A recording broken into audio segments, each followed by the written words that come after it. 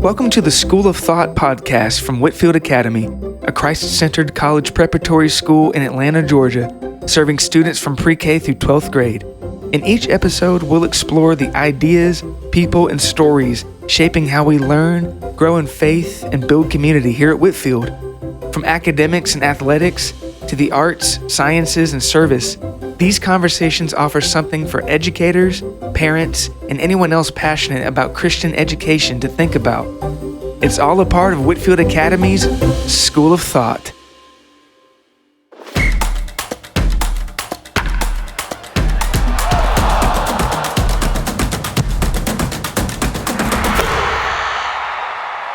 Today we are joined by Danny Ryan, Whitefield Academy's Athletic Director. Danny, thank you so much for joining us.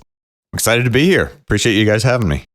So to start off, what makes Whitefield's athletic program unique? I would say probably two things. First and foremost would be the Christ-centered approach that we take in athletics, but obviously as Whitefield as a whole. The Christ-centered coaching, we view athletics as a ministry. It's not just about competition. Our coaches have a heart for pouring into young people and finding coaches that embody the faith and excellence, balancing their skill instruction along with their spiritual leadership are, to me, probably the first and foremost thing that makes Whitefield unique. The second part is, I would say, our facilities. It's interesting when you have other athletic directors come on campus or even visiting teams, and one of the first comments that most of them make with me are usually, man, you guys have done things really well here, and you guys are very lucky. I let them know all the time that we're blessed with what we have. The Lord has definitely blessed us here at Whitefield, and for our athletes and our students to be able to be a part of the great facilities that we have here is a true blessing. Can you share a story or two that embodies Whitefield's approach to sports? Absolutely. So there's a lot of examples that I've seen over the years. And a lot of them, I would say, a lot of them happen in high pressure moments. And so one that kind of pops to the front of mind would be, we were in a state championship race, cross country, and we've had a lot of excellent runners come through our program over the years. But this particular year, we had one of the best runners in the state and finished in the top half of the group. And he turned around, and for every athlete that finished the race behind him, he gave them a high five, congratulated them for the race they ran.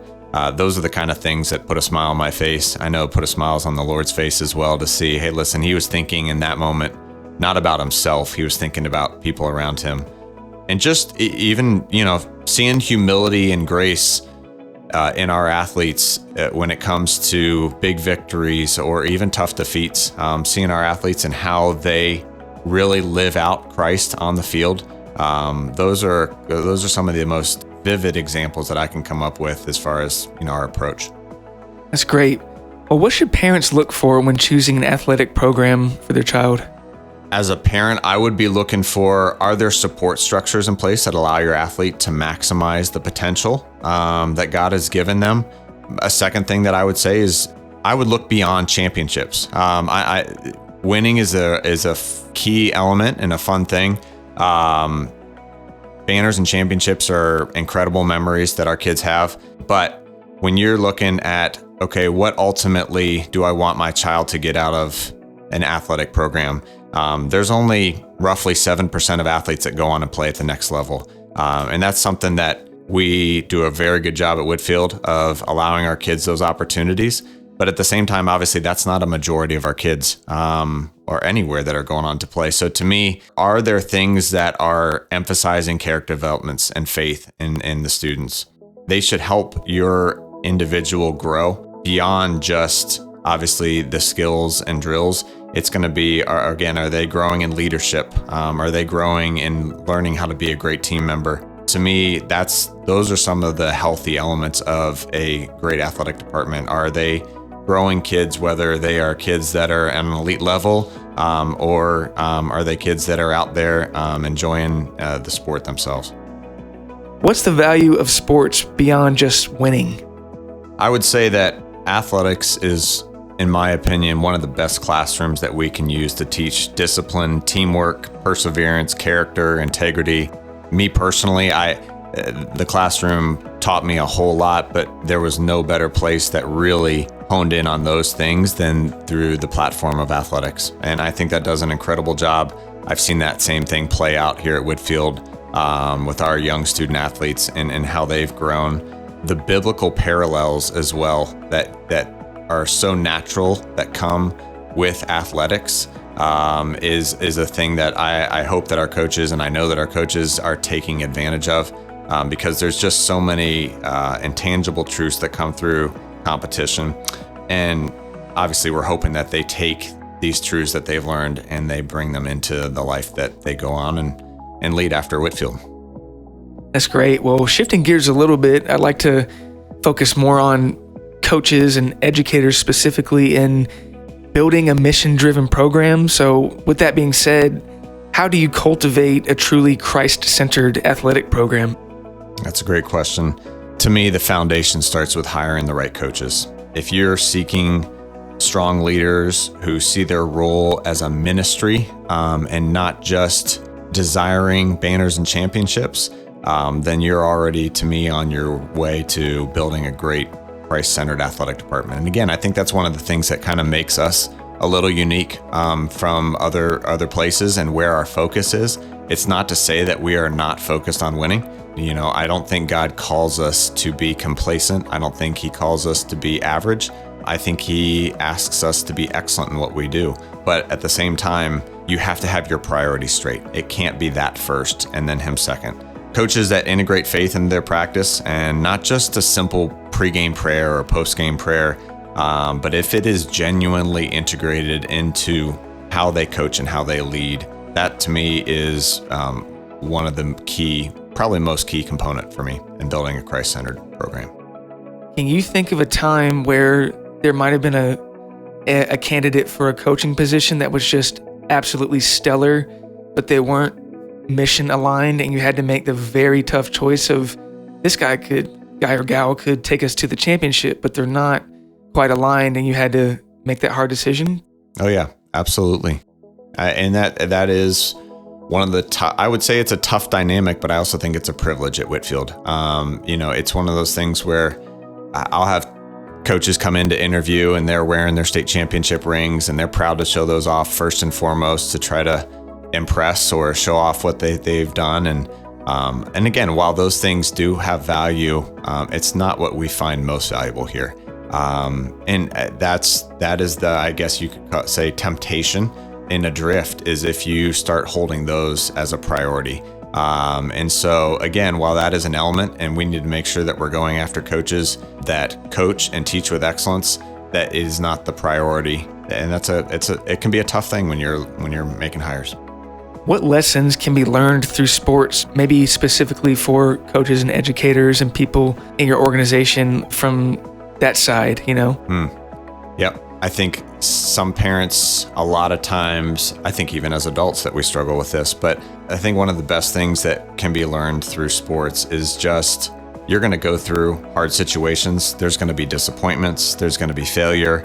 And I think for us as parents, I think for us as coaches, to actually see a lot of those things as positive things, for our kids to be able to experience those at a young age and learn how to deal with those, learn how to overcome those. To me, building that resilience in kids is so neat to see play out. When you see a kid that maybe lacks confidence, but through a series of failures and trials and pushing through, they build that resilience. That's an incredible part of athletics and sports that I think is great. I think our kids understanding the value of hard work, and sometimes just hard work is what it takes, and there is no special formula. At the end of the day, you're going to see who's probably worked the hardest, and again, in athletics is a great platform for that. And so to me, those are a couple of the things that come to mind. Danny, what makes a great coach? To me, some of the best coaches that we have on this campus are two words that come to mind would be selfless and servants. They have a deep faith. There's a depth in their faith that can be seen and felt when they are coaching. It's just a natural integration, again, of them and coaching, but also weaving their faith into it. To me, especially Whitefield specifically, I would say There's that selfless, servant-hearted depth of faith that they bring. Obviously, they have to be coaches that are experts in their field and they know the game really well. A lot of times, experience brings a lot of that. But at the same time, we have some young coaches that are strong in all those areas as well. So to me, it starts with that first element that I talked about. So what advice would you give to a fellow athletic director, coach, or anybody in that community, especially in a Christian school? I would say they need to think long and hard about the type of culture they or their school are desiring. It's really easy. There are ways to find quick wins to success in athletics, especially on the high school level. But a lot of times that breeds for a very bad culture. And so if you have to have a vision of what your end goal is and what type of culture, school that you're trying to build. If you know exactly what you're trying to build, it makes making those immediate decisions a lot easier.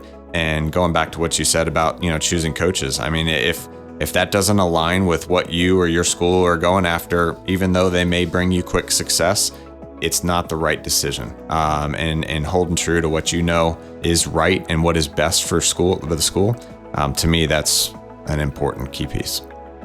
Are there any other bits of advice maybe for creating a lasting culture that's not dependent on any one person? Because, you can have the strongest culture in the world, but if it's only being, I hate to say policed, but, like being brought forth by one person the second they retire or switch jobs or whatever, are there any other things you can do to where that doesn't collapse and it's not dependent on any one personality? Yeah, great question. So what I'd say is you need to be selective in your hiring. Like you said, you can have a couple strong coaches that can really help lead a culture and a program.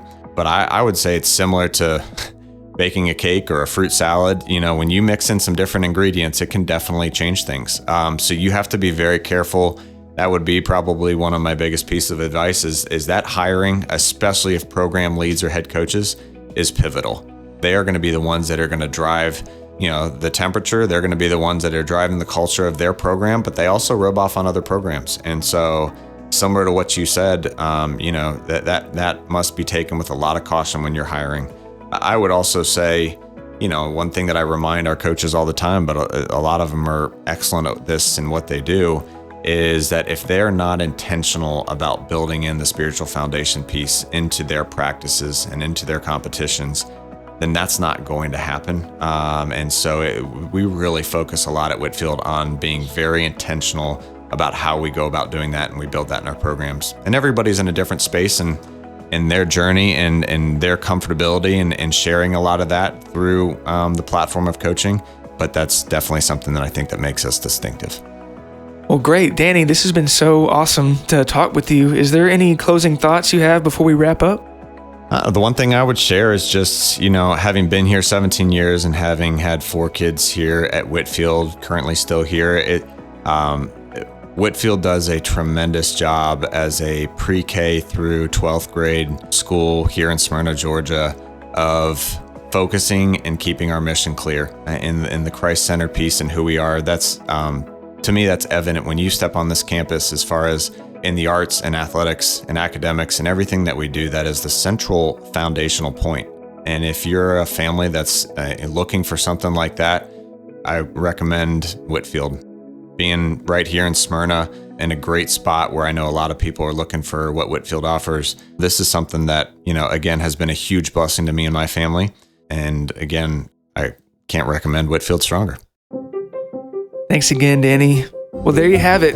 Athletics is more than just competition, but as a platform for faith, learning, and character development. Whether you're a parent looking for a Christ-centered program or a coach striving to make a lasting impact, sports at Whitefield are about more than just the scoreboard. It's all a part of Whitefield Academy's School of Thought.